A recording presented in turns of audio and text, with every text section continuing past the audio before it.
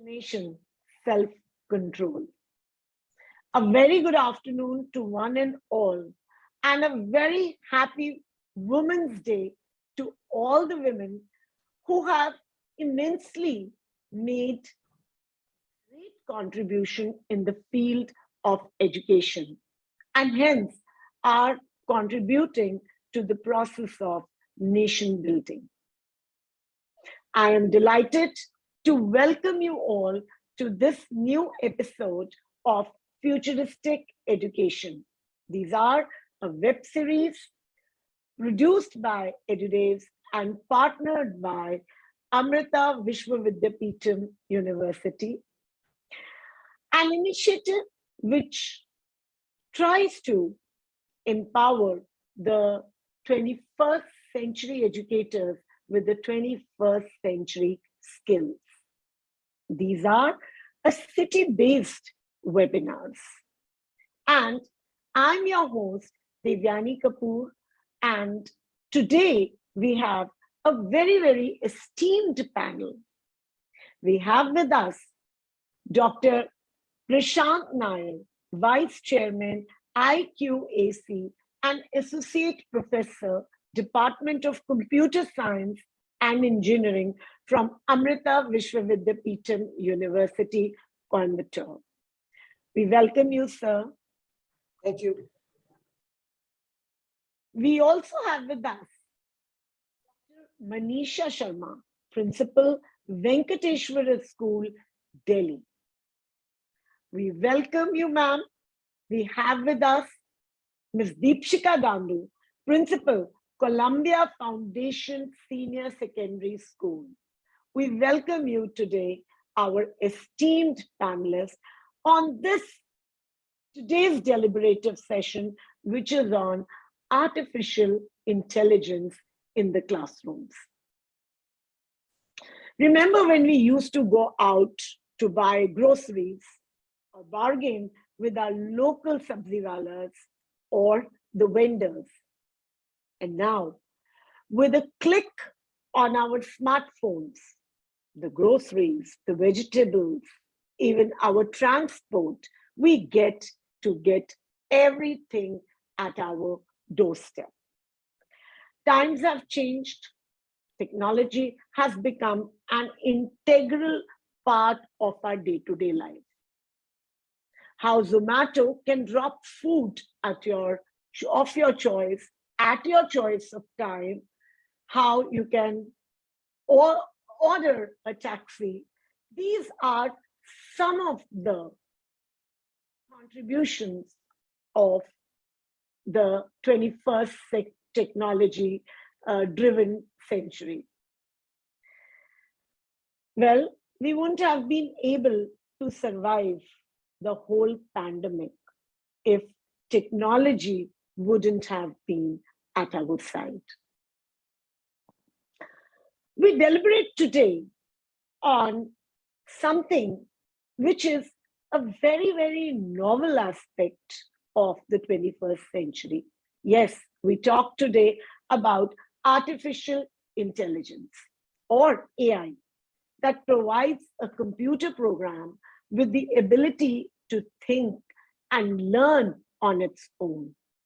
It's a simulation of human intelligence into machines to do things that we would normally rely on humans. Today, the scope of artificial intelligence in India is huge. According to a 2018 discussion paper by Niti Aayog, the think tank of India, artificial intelligence has the potential to add USD 1 trillion to the Indian economy by 2035. This is not my topic, and I'm not the right person to speak on. So without much ado, let's move on to our ice-breaking question and see what our panelists have to tell us today. While the debate regarding how much screen time is appropriate for children ranges among educators, psychologists, and parents. Another emerging technology in the form of artificial intelligence. Can our children remain untouched with this fourth industrial revolution? Let's hear it out from our panelists. I would be addressing you in the order of Dr. Prashant Nair, Dr. Manisha Sharma, and then Ms. Deepshika Damru. And please adhere to our time limit, which is for this round 2 minutes each. So, how do you think artificial intelligence will impact the education system of the 21st century? Yes, Dr. Yeah, thank you, Devyani ma'am. Let me first wish all the women, the super women here in this meeting, as well as the all across the world, all around the world, a very happy Women's Day. It's very topical to have this event on Edudevs event on this wonderful occasion. So I bow down to all the women before I start this talk. So, as Devyani ma'am said that, AI has completely changed the technology landscape. But we have to first understand one thing that before we move on to education, see, AI is an enabler. Technology is a means to an end. We have to first understand that issue. AI is an enabler. In fact, we talk about AI plus X. X can be anything. X can be culture, a museum. X can be food. X can be transportation. X can be engineering. X can be medicine. It can be anything. So AI is a technology that enables anything and everything, makes it smart, and impacts every aspect of human life. Now, education obviously is not is one of the fields that have very dynamically and proactively adjusted to this new normal. Education 4.0. So today, we are already seeing so much of education impacted by AI in terms of content management systems, learning management systems, blended learning that we are in today, virtual labs, collaboration tools, video conferencing tools, and so on. And if you put me, how it is impacting education, I will put it in two buckets. One bucket, I would say, is about how AI is impacting the teaching learning process and the pedagogy, the methodology for teaching. Now, this will be in terms of the content being created, multimedia, multifaceted content, learning management, assessment, very important. I know your next question is about assessment, but assessment, how it is getting impacted in terms of adaptive, the tools, the visualization, gamification, how AI is implementing, having games, plagiarism detection, analytics of performance. And so that is one bucket. The second bucket is, how it is affecting the administrative process. You're applying for CBSE. Over a period of time, the entire process will be online. The compliance issues, admissions, then automation, the class scheduling, records management, workflow, everything is going to be impacted. So from this, we are actually going to move on to, the rise of the machines. So as to speak, we are going to have what is known as a metaverse. I'm sure some children are here. Either you are an Avengers fan or you're a Batman fan, a Batman, Superman fan. That's a Marvel universe or the DC universe. We are going to see all these universes merged into a meta universe where AI is there. So as a teacher, I may ask my digital twin to do the evaluation of my lab at the same time. That's the what we are going to see in the future. Over to you, ma'am. Yeah, thank you so much. I think very simply and beautifully explained that we need to understand it in two aspects. One is that when it comes to education, one is the pedagogical aspect of it. The other is the administrative aspect. We will deliberate more on this. Let's hear it out now from what Dr. Manisha Sharma has to say about this. Yes, Dr. Manisha.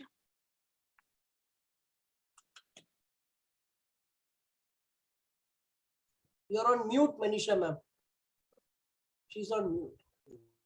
Yeah. Good afternoon, everyone, and thank you so much, Dr. Prashant. You have covered all the areas. From the perspective of the school educator, if I see, of course, the landscape has been changed and it is the time which has come, revolution is there. And each and every aspect, if I'll just give few examples, a teacher who is really able to comprehend from the drawings of various things about the student who has been bullied. Now they have also created an app for that. And that app is helping to detect whether the child is going through any bullying or anything. That is one example.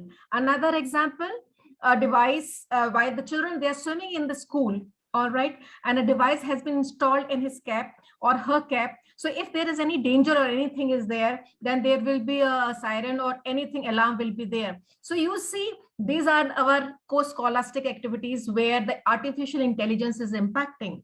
At the same time, as Dr. Prashant rightly said, whether it's learning, the learner, because what kind of learners are there? The scene has changed. They are not the learners of 20th century. They are the learners of 21st century who are well abreast with all the 21st century skills. We want to infuse them, creative thinking, critical thinking, and artificial intelligence certainly helps us to infuse and embed that computational thinking. That is why the new education policy talks about artificial intelligence, coding, machine learning, because we want our children to be critical thinker. So on one hand, the assessment, the learners, even self-paced learning also, the gamification, as Dr. Prashant rightly said, and I have seen that, experienced this because I am that operation area where my children are there. If we are teaching them some concept, of course, the time constraint should be there. There should be the limited time, but they enjoy so much if through those gamification they learn any concept of mathematics which might be a block for them. Another important aspect, which is very, very important, how is it helping to promote inclusion? What is the vision of new education policy? That is equity and quality. So artificial intelligence is helping us to provide quality education. At the same time, equity too. There's so many tools are there. There's so many softwares are there, which really help us to really train these children to have the access of learning, those they were deprived of. If the child who has cerebral palsy, that he may have device also robot to feed oneself. There may be a child who has a visual impairment problem, and there the language can be converted in the braille. Even in the today's phone also, if we check on our phones, that facility is available there. So this way, it has impacted our all the 360 degree, I will say, whether scholastic area, and first of all, hats off to artificial intelligence. Just it has helped us to provide education and have access to our children who have some language problems, visual impairment, or any other challenges are there. That's what I have to say. Thank you so much. Thank you so much, Dr. Sharma. I think my question, you've already answered a question that I wanted to speak about, that about national education policy, that how will its vision be implemented, because we are, number one, we are in the fourth revolution, education 4.0. Then national policy is all about technology integration, plus looking the level at which India stands at this point of time. But you have actually brought it very well, that the two aspects that education policy talks about, inclusion and equity. I think this is something that if this can be taken care of, then the vision of the national education policy to a great extent will be fulfilled. But the question is that, are we technologically so equipped to talk about taking this up in our, and not, as I always say, let's not talk about the 2-3% of the creamy layer schools, or let's talk about India by and large. Because when we sit here, even though we try and bring educators from all aspects, all areas of the country, so that everybody could deliberate, bring up their problems regarding the issues that they are facing in the 21st century education. Thank you so much, Dr. Sharma. Let's hear out what Ms. Deepshika has to say about the implementation of artificial intelligence in the classrooms in India. Okay, good afternoon, everyone. Tonight hearing from Manisha ji and Prashant ji, and I really have very less to speak about, but I'll come up with the basic of artificial intelligence. Now, how did this term come into being? How did they invent it? It was invented 4 decades back, and the human being, how does a human being react to intelligence? His past experiences add on, and he reveals out the intelligence out. So this is a set of algorithms or rules are created by the machine, which learns from the past experiences, and we say that the machine is artificially intelligent. It helps in decision making, problem solving, prediction, and communication. Now, we all know, I mean, you had taken so many good examples. So let me come to the classroom now. Now, what happens, a child who is very shy, he can't answer questions. He's like, he's shy enough to, he's like, he'll be biased, or he will be, at risk. So let's take this away. So this is the AI is the best way to be implemented, and these children can grow multifold. So this is a beautiful way, to add on into a classroom. And now, and we all know that how asking question, making mistakes are important in learning. So this could go multifold ahead. And now the problem is that India has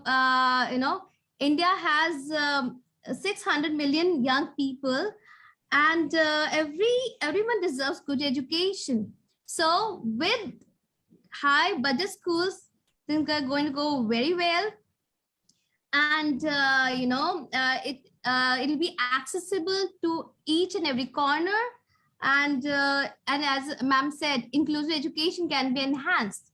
And other impact, other points of impact are that the child will get personalized education, tutoring, as well as 24 hours he can study at his own pace, without any judgment or any way. And he can sharpen his own skills the way he wants. And automation of learning can happen, as Prashant sir said, not only in a classroom, or the automation can happen with the students as well as teachers.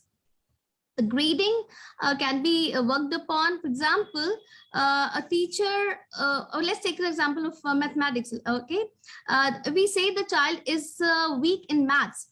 Actually, is not weak in maths, but a portion of mathematics he is weak at. Maybe he's weak at the logical portion, or he is weak at he can do algebra very well, but he can't do the other portion in a difficult way. So this is the way we can check out through AI. It's a very good tool. So we have to go into the roots of it. It's a long way, but we have to go into it. And the problem is that the collection of data, it should be just right for it to happen. So we look forward to the collection, and it can go long ahead. Thank you. Thank you so much, ma'am. Thank you so much. Very well said, that it can impact the learning graph and of the child as well. Now, my question to Dr. Manisha, to you, is that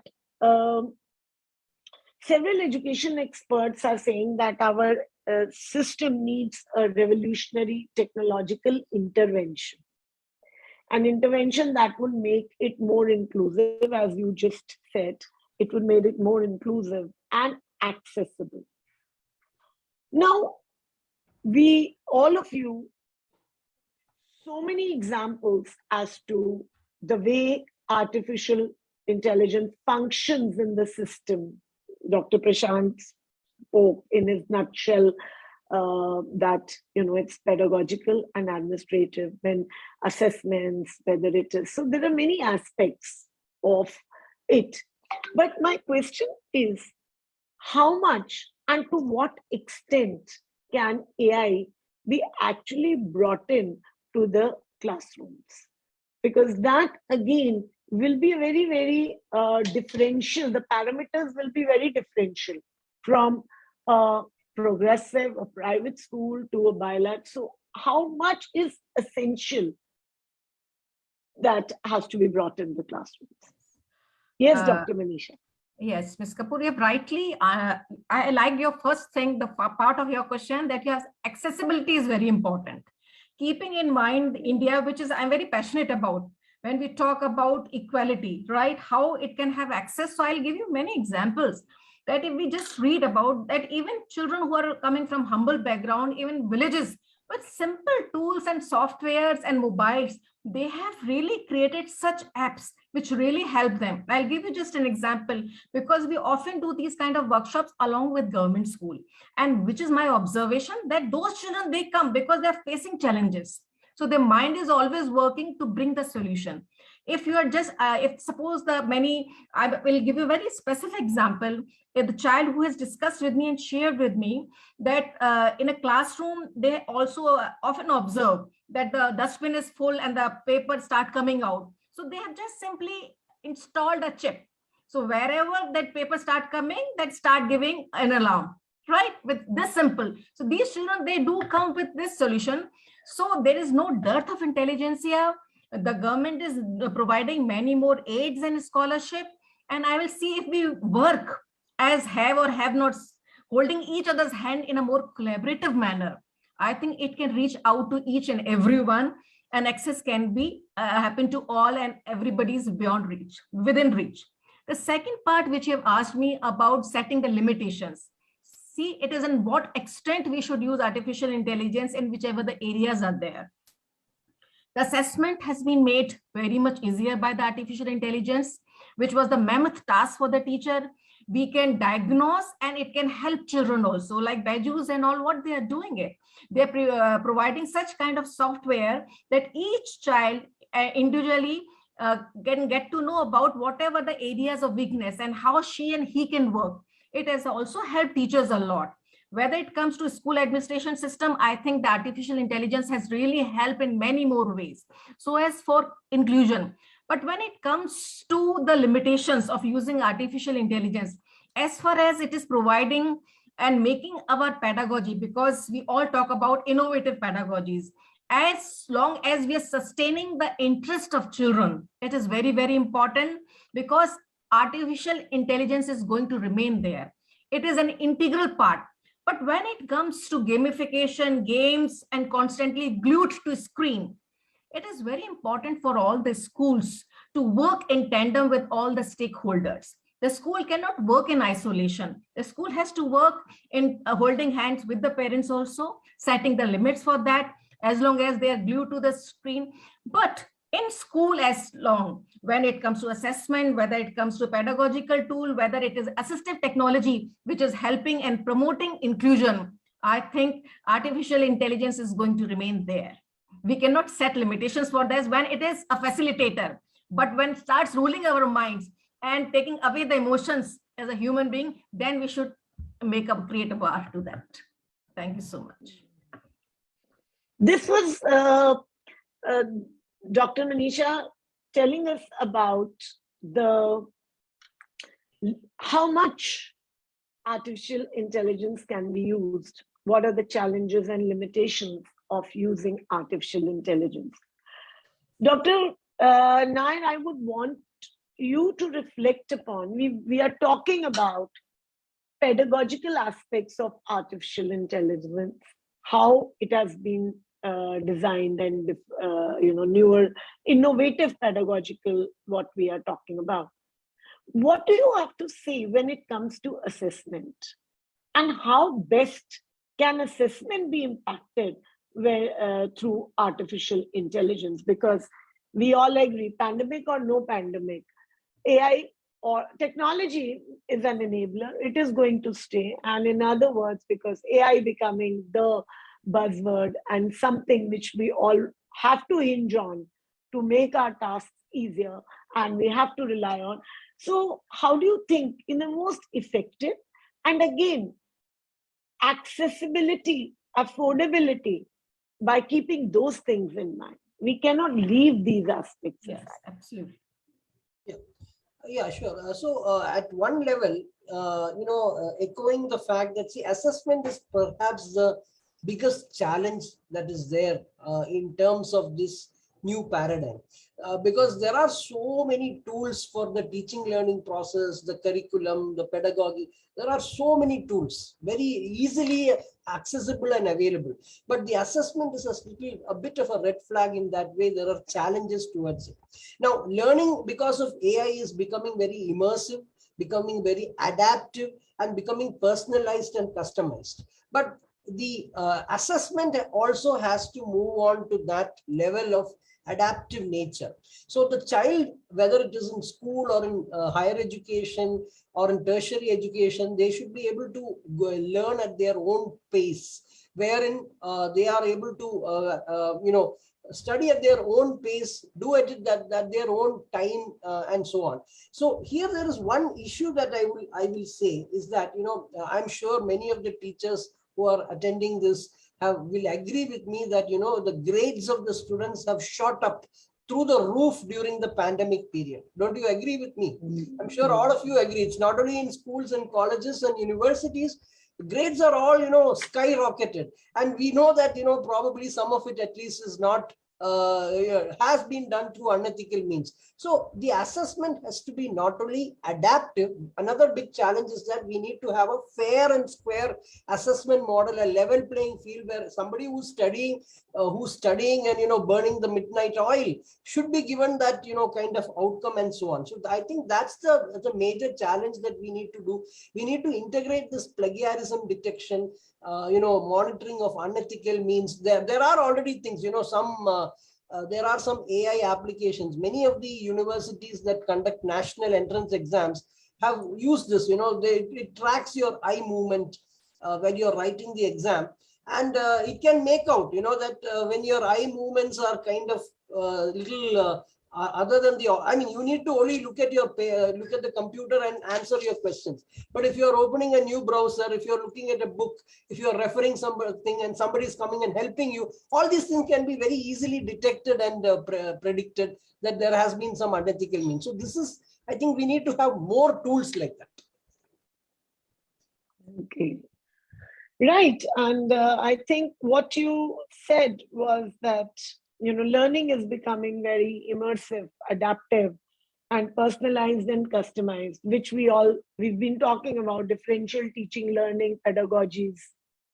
But when it comes to assessment, I would also like Dr. Sharma, Dr. Manisha Sharma to also reflect upon, because I want to take that perspective. Of course, Dr.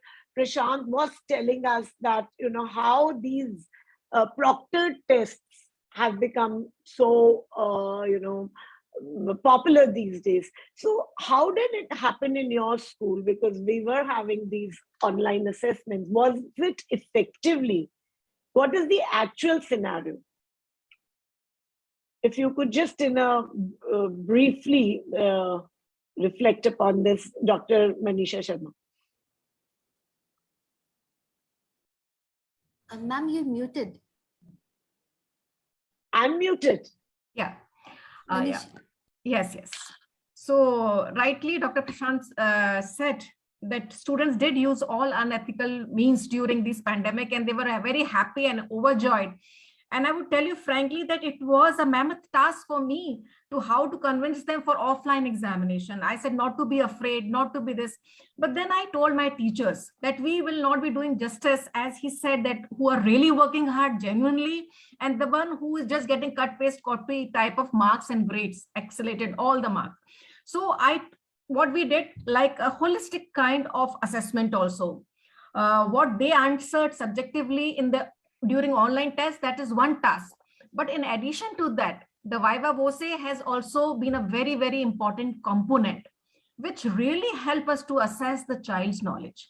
So what I'm saying is this, it is the one part, assessment via any IT tools. But in addition to that, we have to also have in place the other kind of assessment so that it can help us. They are diagnostic in their approach, formative assessments through different activities to assess the child's personality. Now the children are coming offline and we can see the difference, because we know as a school principal that these children have to write their board examination in the month of April and May.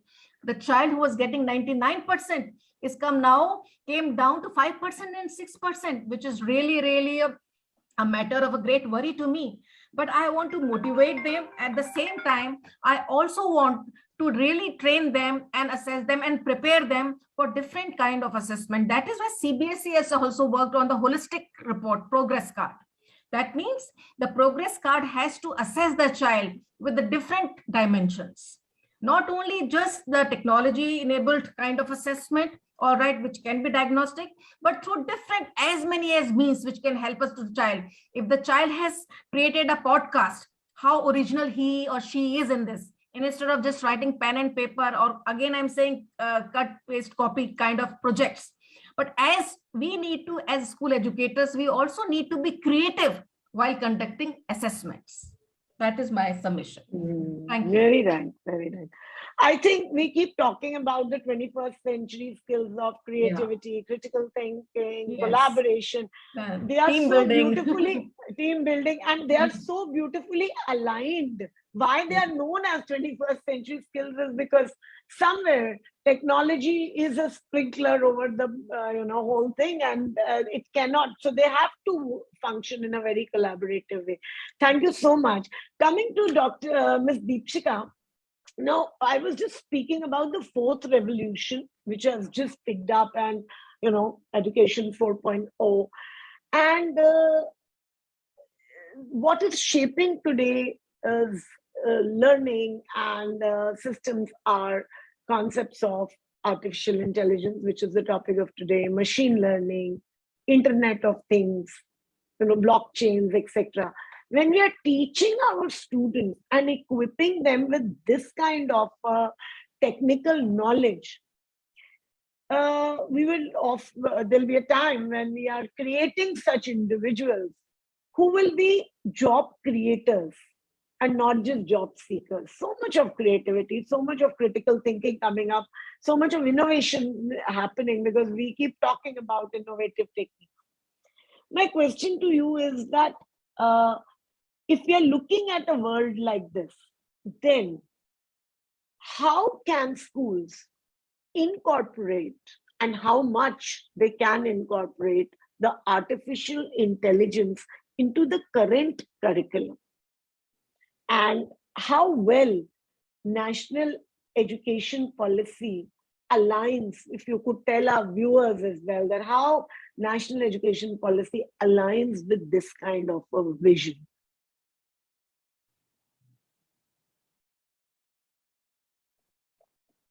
Yeah, hello again. Yes, CBSE has come up with really lot of things happening across. We also we had these trainings a year back, all the principals and the teachers, and CBSE is very clear that AI is there to be with us. So, and it's just a beginning. In the just to start off with, they have told us these are the tools. The tools are simple. They are just gaming tools, not much gaming tools, or some tools to enhance the vocabulary, but they are still good enough. They don't waste time. You can go do away with these things at home. The teachers can do away with these things to enhance the child's as well as personal knowledge, and the best thing is the curriculum is not affected because they don't waste time, and it's easy to learn also. It was just a 2-hour session and we learned them all. So it was good enough, So when during these 2 years, all the teachers have learned a lot. Yes, technology was like, 2 years back, teachers knew a bit of it, but these 2 years were a drastic change in technology, and acceptance of AI is very, very easier now. this is the time to implement it, and NEP and the CP has come at the right time with these things, you know. And along with that, a lot of other things. I was a few years back, I was reading, there are a lot of simulation games, you know. If you want to implement those, that can be enhanced. But yes, again, they come with some cost. So I was thinking whether to talk about or not, but still it can be implemented. And best are the gaming tools for particularly the primary classes, and they don't know, you know, in a joyful way, in a fun-loving way, how much they're learning. That's the best part. I mean, if you want a child to get engaged in learning, that's the best way. Yes, it comes with a cost. The parent have to look into what the child is doing, but still it's good enough. That's all. Thank you so much. Thank you so much, ma'am. Dr. Prashant, my question is to you, next question. How can I would also want some suggestive tips from you for to be integrated into the curriculum, some technological tips from you. Two, what recommendations would you give to our educators? Because lots of viewers are the educators today. How would artificial intelligence can enhance the performance of a child? So, plus, also we spoke about the assessment, aspects of assessment, that how, you were talking about the proctored assessment. Some simple techniques which the teacher can take to her classrooms. So what are those suggestive measures for the educator? Actually, Devyani ma'am, there is actually a very comprehensive model available. CBSE, in association with Intel, has made AI as an elective, an optional elective for 8th, 9th, and 10th standard. They have made a very end-to-end course material with all the rubrics, all the assessment, the topics. They go for, it's a progressive thing, you know, you go from simple concepts to hands-on tools, you know, Scratch and Raptor. Many tools are there in AI and all they can use. Now, there is also another resource that has been created on how AI can be assimilated into all other subjects like, you know, history, geography, and etc. But the sad fact is that I'm told that less than 1,000 schools have adopted this elective. It is very sad that only 1,000, around maybe less than 1,000, I don't know, have adopted this elective. And because I know, I have been involved in this process of Atal Innovation Mission has developed a separate AI module with NASCOM. So I know the effectiveness of this tool, and I have a feeling probably it is because there is some resistance from the teacher side. You know, they are a little, there is some resistance that, you know, to adopt this, will it create hangama, will it create a lot of issues and all, some sort of apprehensions are there, perhaps in terms of jobs and all. So I would think that, you know, they should mandate, the Ministry of Education, CBSE, should convert this optional elective into a mandated elective, a mandated core course. Otherwise, you know, our students will not be equipped towards the future. So I would think it is absolutely necessary you make it mandatory. It is as important as learning history, civics, and geography, because the world, the future world, the digital skills depend upon it. At the same time, I also want to add one thing. You know, this should come with also a digital citizenship kind of crash course. Yes. That is very, very important. Very important. That is also these two things, I think, should be compulsory interventions. You know, you should, that's what I would feel, to kind of make a level playing field. And this will also, you know, whether you're in a rural area, it doesn't matter, you know. Everybody there is CBSE schools are there. Very well said. Digital citizenship, if you want, number one, which you said, and I'm sure people would be now aware about the elective course on AI that has, because if AI we feel is going to be the order of the day, then it has to be like a parallel curriculum which runs. They need to equip themselves. It's like learning computers, which is important. So AI will be that. So to the managements, to the schools, to the educators, please do not shirk in adopting and adapting. You adopt and then you adapt, and every change is painful.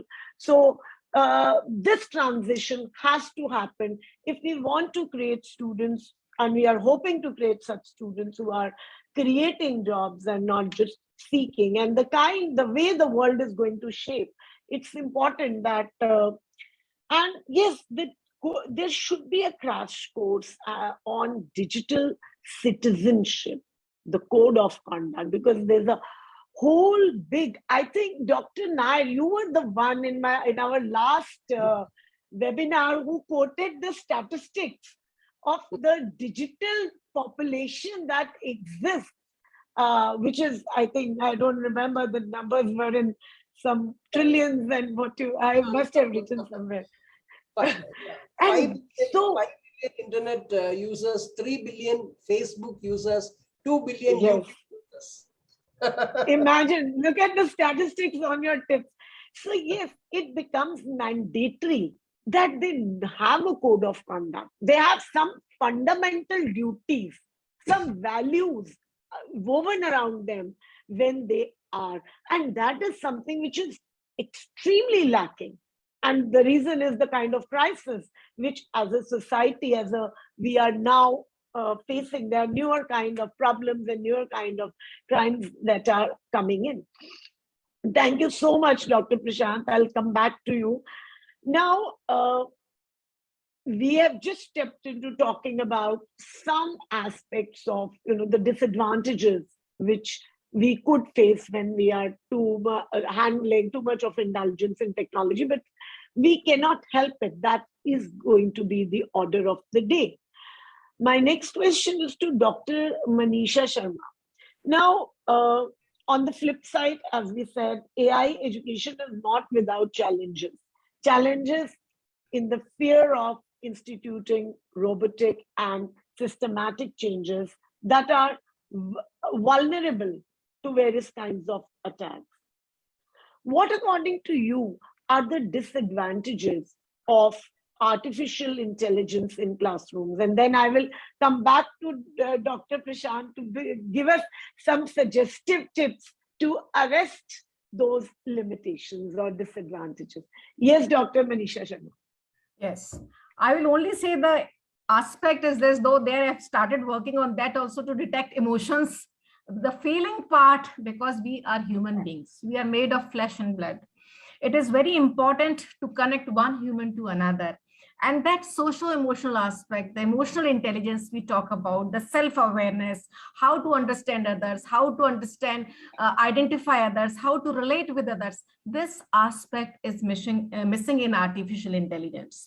Though we try to do a lot of, as you started, like collaboration, team building, grouping them, they're discussing in breakout rooms, some online projects, but still I'll say, any online, anything which is individually the person is working or the student is working, he will be deprived of that emotional intelligence aspect. So that aspect, I don't think that gap will always remain, and that will be only bridged by the teachers only. That is why robo can never be substitute of teachers. The teachers are going to remain there and forever. That is why they take care of how the children, what aspect during pandemic, which we all have witnessed. I mean, everybody geared up, we pulled up technologically, we have pushed much ahead. I will say, had this pandemic not been there, it's not like this that I'm saying that it is a blessing, but what opportunity we got out of this adversity, that everybody pulled up themselves and they learned and they honed their IT skills.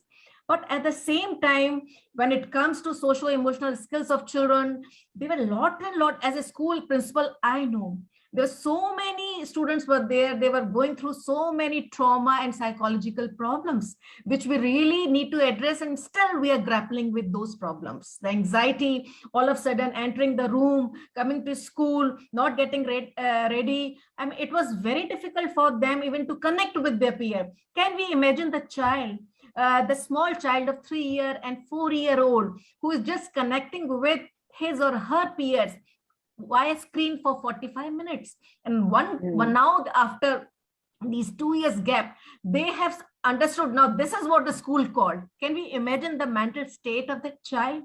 So connecting with them, sharing, caring, learning, this comes only with human interactions, connecting with emotions. And that is the fun aspect and a very major aspect which is missing in artificial intelligence. That is what I will say. However, we'll develop to detect apps to emotions or anything. I got to know that there's some app which has been developed. If the child is playing too many video games or some violence is there, that anger quotient will come on the screen. It will be reflected. That's one thing. But there are a lot more to be done with human psyche and human intelligence and emotions, which is very, very important. The machines cannot replace human beings, which we really need to understand this very, very well.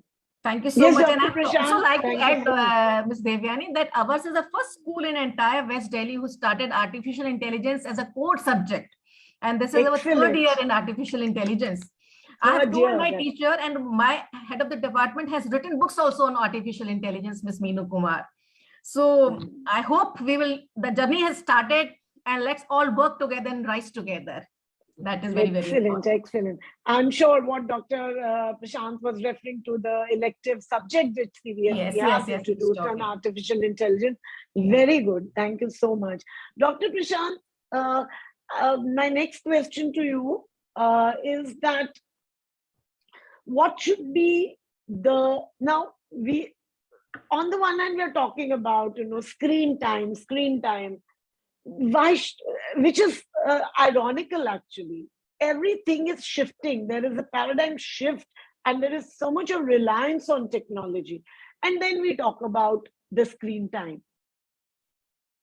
In between, there are so many apps and games and other things because children are not able to, for 2 years, good years, they were not able to go and explore the physicality of the team building, the playing, and also they were hinged onto technology.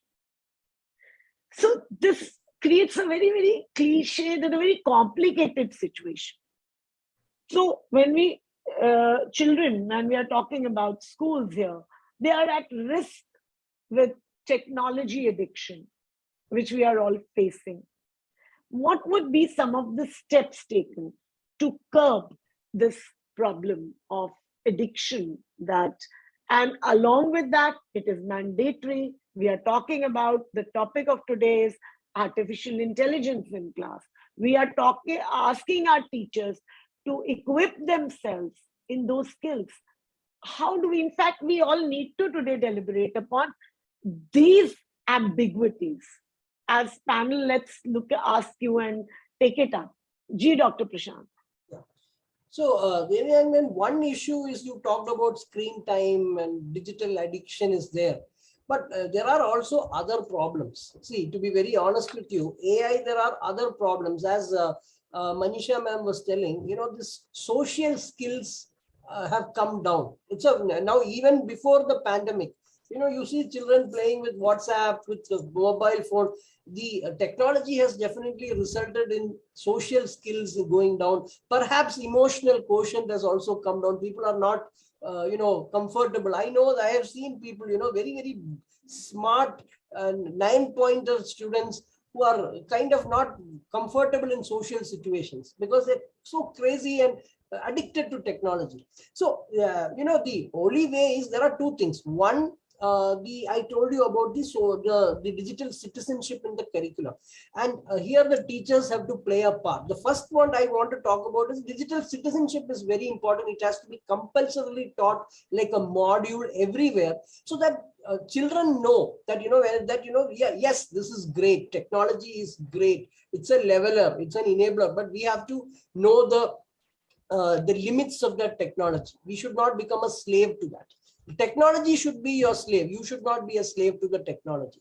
So when we are having this digital citizenship, we can look into all aspects, how to have etiquette, how to use the digital tools, the etiquette, how to be safe, the wellness aspect in terms of health concerns. So the etiquette is how to behave digitally, and the wellness is how to stay healthy. And the third aspect is the safety. We should know what is the Lakshman Rekha. There is a Lakshman Rekha for everything. You should know where that Lakshman Rekha is, not to cross it. And you should know how to be safe, understand what is a scam, what is risky behavior, flaming, cyberbullying. These things we should be learning. Now, second thing you told about the teacher. I honestly feel that the teacher has to evolve. AI is going to come. You're going to be, the wave is already here. Now, the only way is to adapt and, adapt and embrace that change. Be a champion. A teacher over a period of time will become an enabler and a facilitator of learning. Rather than, sitting on the blackboard and giving a PowerPoint presentation, a teacher has to change his or her DNA, so as to speak. Thank you, Dr. Prashant. Every time you speak, I always keep jotting down notes. You were talking about that, yes, the etiquette, wellness, and safety.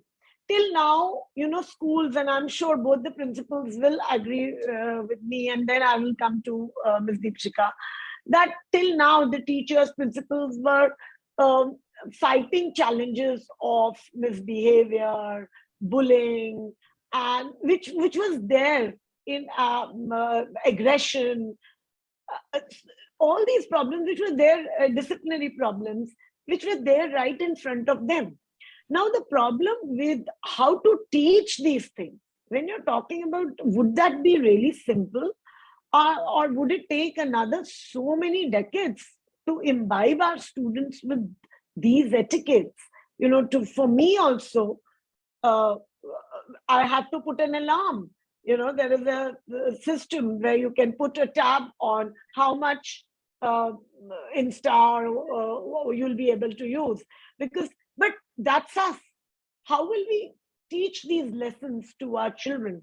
And I think Dr. Prashant very well said that teacher cannot just be a dispenser of information, or probably crafting curating knowledge, because the role will now become very different. The DNA of the educator will be very different, and they will have to be an enabler. They will have to be a mentor. They will have to be a facilitator. So they will have to take care of all such aspects, because if you say knowledge, technology, then we have various kinds of MOOCs where the student might not even need a teacher. The age will be of self-paced learning. So what then becomes the role of the teacher as well?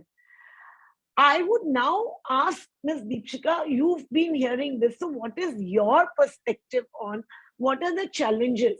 Can you just elaborate a little more in your school, what challenges you faced when you were adopting AI in your classrooms? Or by and large, what do you think would be this condition of Indian schools?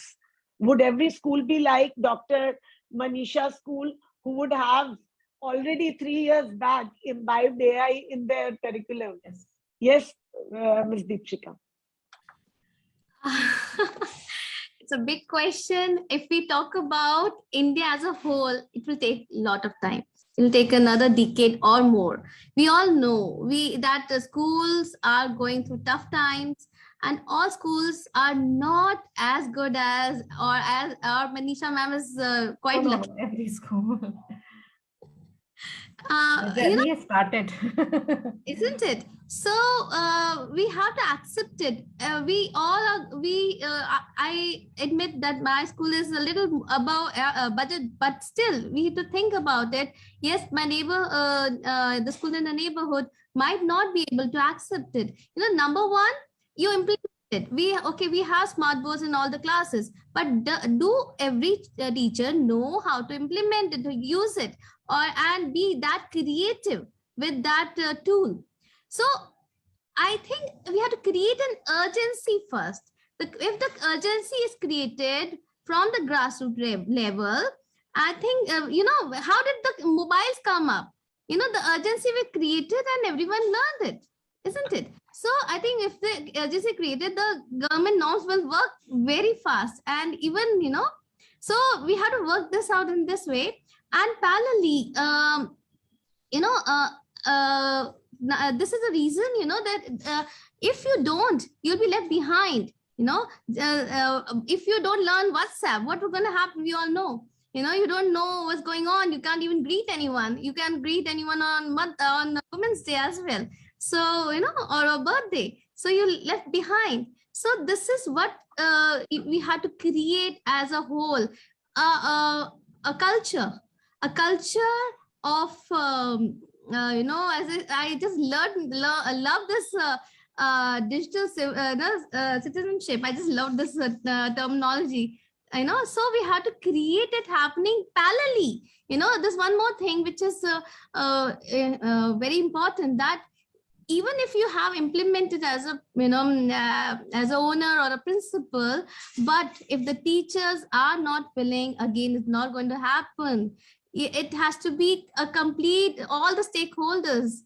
I'm just repeating it again and again. Manisha ji has just said about it. We have to accept it through and through. They have, else what's going to happen? A school is going to go academically going to go up.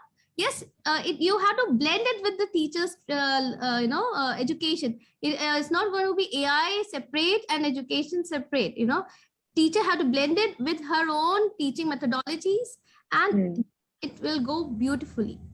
Okay, thank you so much. Yeah. Yes. Yeah.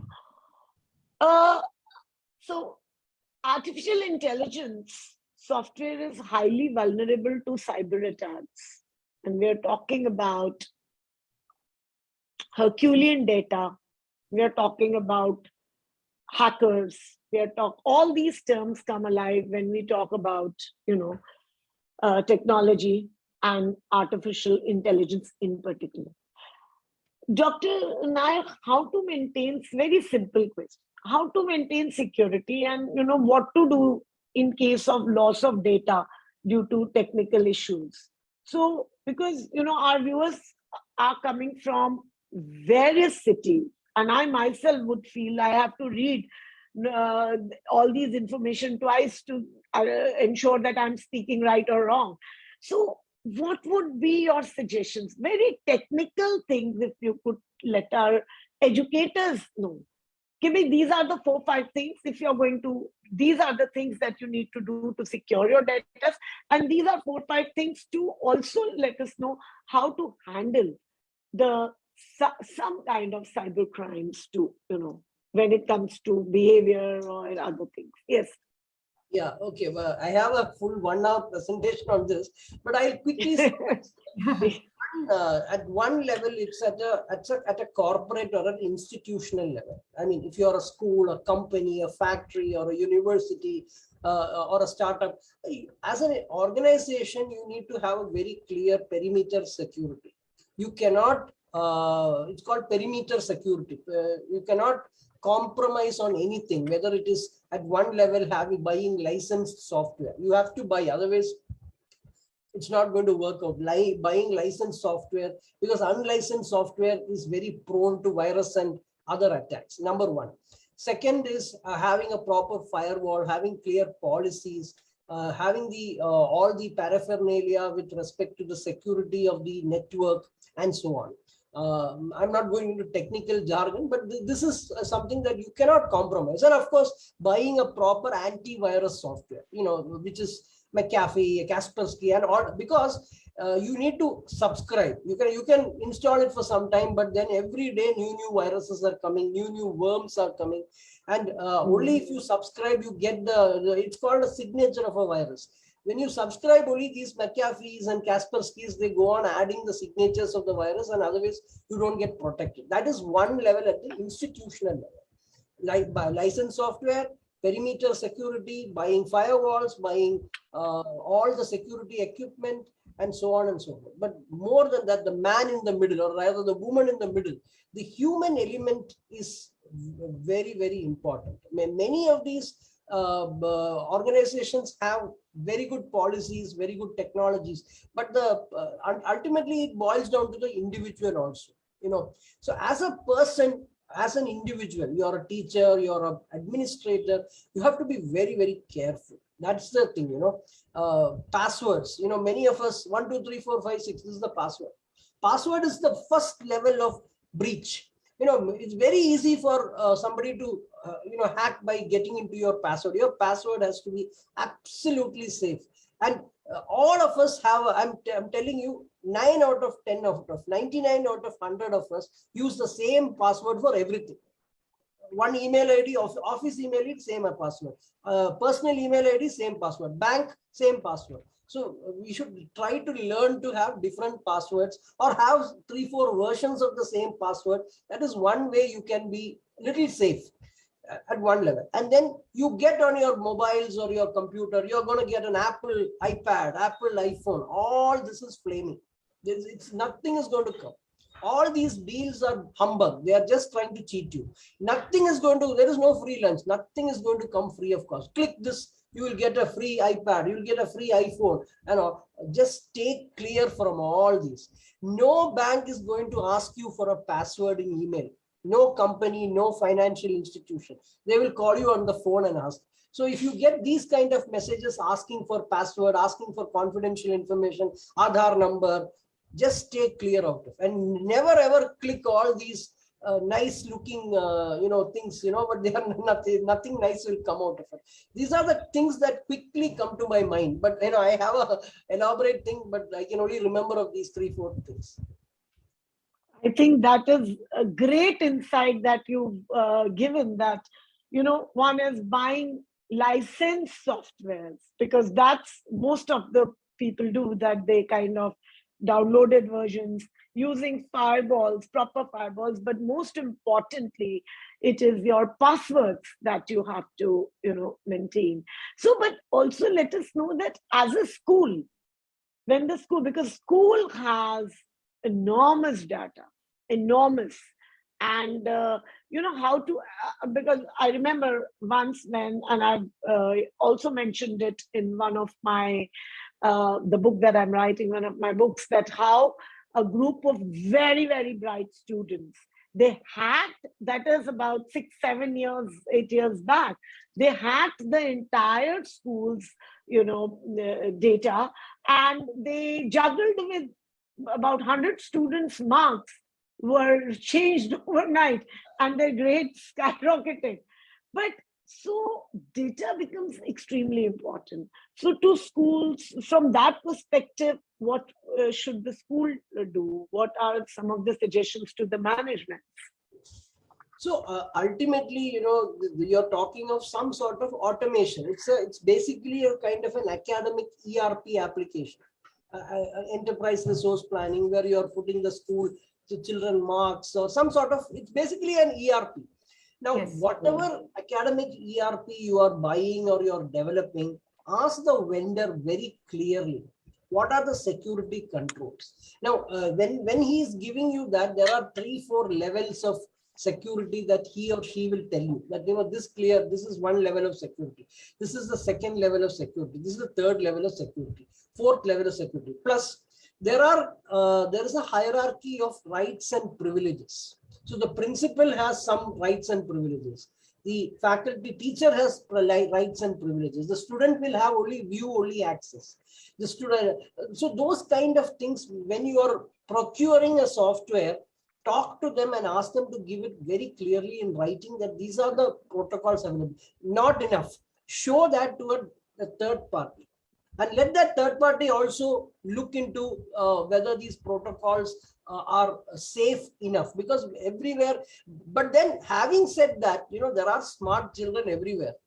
Any protocol, I mean, there are very smart people who will be able to hack, but it is a 1 in a million possibility. When you have 3 4 layers of security and 3 4 layers of users, hierarchy of users with proper rights and privileges, I think 99.99% of the issue will be solved. But there are very, very smart people, that we cannot do, some prodigies and all who know vulnerabilities and all. I know, this has happened, in fact, we have our own academic ERP system, a university student. You cannot even access it from home. The IP is protected. You can only access from the university unless you get but still somebody was able to hack. That kind of things are there. So, as we come to the end of this session, I think so much has been discussed, but so much remains to be discussed, explored. I would also question, we are talking, I mean, all these discussions which I heard from our panelists, I was sitting here and contemplating what would be then the role of the educator. Again, that is one question we keep coming back to. They are indispensable. We realize that no robot can displace an educator. But what will be their role for in an artificial intelligence complied classroom? One or two sentences. Yes, Dr. Manisha, very briefly. Yeah, sure. Artificial intelligence is and going to be an integral part of innovative pedagogical practices in a school. We have to accept it and we have to use it as much as creatively so that to make the entire learning process very joyful to adhere to new education policy. At the same time, we also need to make students aware of cyber security laws regularly. Regular sessions are required for that. It has to be also a part of their almanac. Every part, orientations for parents, I think it is certainly going to help us. Thank you so much. Thank you so much. Yes, Ms. Deepshika, what would you like to say on this one last aspect here? Looking forward to it, and I'm sure it will be a fun-filled, content. As I said about the teaching should go on with it. Yes, if we are little not so good about it, or we leave it to the machine, things can go hayway. It can superpower. The machine can superpower someday. So we have to be very careful about it as well. But still, we look forward to it because it's going to enhance the potential of every child with his own pace. So it'll be great enough. Yes, long way to go because a lot of data is needed in this country. A lot of people, a lot of work. Thank you so much. Yes, Dr. Prashant, with Amrita having a hospital where operations are conducted by robots, what would you talk about an artificial intelligence compliant classroom? Would teachers be replaced by robots? Would they be able to take charge of the emotional quotient of the children? As Dr. Manisha did talk about, that there are certain apps which detect the emotional aspects of the child as well. Did Dr. Prashant? Yeah, so since you are talking of our hospital, I wanted to just share this thing. At one point of time, we have this Da Vinci surgical robot that does surgery. But you will be very surprised. Nowhere in the hospital you can put a pen drive, a flash drive. You cannot put a pen drive anywhere in any of the offices. It is disabled because of the sensitive data. Because see, ultimately it's a human being, the man in the middle, the woman in the middle, that person, somebody can, you may have anything and everything. You may have 100 protocols, but if somebody is able to do a cut, paste and take some sensitive information. So I recall, I was struggling to share some, I'm in the Coimbatore campus, and this is in Cochin. I was struggling to copy a presentation because it was not, no computer had a pen drive or a flash drive. So I think AI is here to stay. There is no doubt about it. And both students and teachers have to equip themselves. But the teacher has to adapt, become a facilitator and enabler. But the time is very far away. We are not going to see Terminator like rise of the machines, at least for the next 20 to 50 years. I don't think it's happening because even today AI is in a very nascent stage. Whatever Stage. intelligence you have, you are trying to mimic it in the system. That's all. We have not come to a level where they have started adapting, like this Terminator movies and stuff like that, or Avengers and all. But we, as a teacher, I think we have to adapt. We have to, adjust, and we have to embrace the technology so that we equip our students. I think that would be my last word. Thank you so much. Thank you so much, Dr. Prashant. I just Deepika, add, do we have any Devyani ma'am, questions one from thing the just add, audience? can you permit me? I said he spoke so nicely about Please. digital citizenship, but with digital citizenship, we teachers and students also have a huge responsibility that how to use it. That is also very, very important. That's all I wanted to add it. Very true, very true. Absolutely. Very true. This is, I think. Yes, Deepika, do we have any questions from the audience? Dear audience, if you have any kind of questions, kindly raise your hand.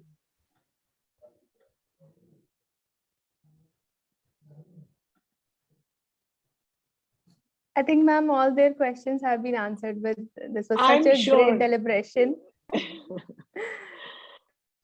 We come to the end of this session, and as we all know, AI is an enabler. It is here to stay. But when it comes to the pros and cons of AI, there are clearly more benefits. However, in order to fully gain from AI, a balance must be struck between the machines that optimize the tasks and the people that use the machines. We had enough discussion over this, that how should a collaborative effort be made between the machines and the educators or the people who use them. The aim of artificial intelligence in the classroom shouldn't be to replace educators.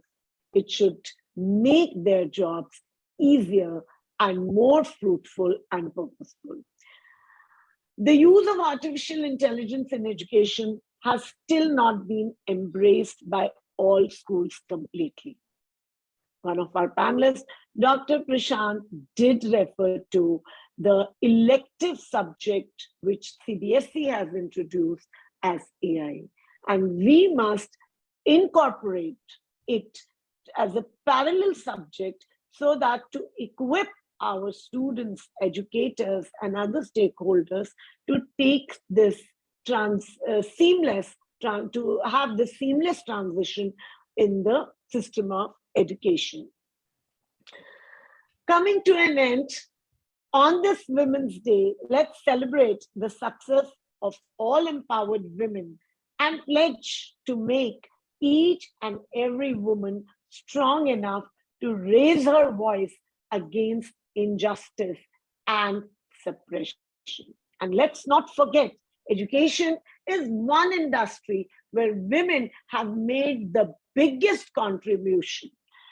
A very happy Women's Day to each and one of you who's watching our program now.